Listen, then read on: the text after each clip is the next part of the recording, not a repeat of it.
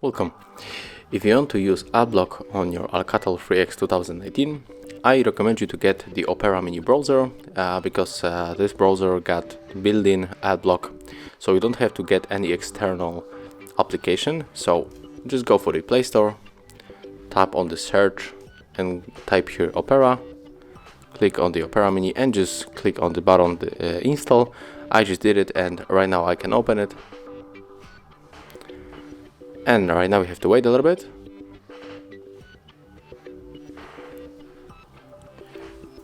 Click on the continue, then tap on the allow and continue. And right now when we enter any website when you can find ads, for example, we'll go for the HardReset.Info, our website. And there will be the notification. And as you can see, here it is. This is the notification that we blocked the first ads, and this is thanks to the partnership with AdBlock Plus. So let's click on it. We got it. If you click right here, you can check how many ads were blocked. And right now, when you scroll down the page, you cannot find here any ads. Also, even when you go for the other section. So, thank you guys for watching.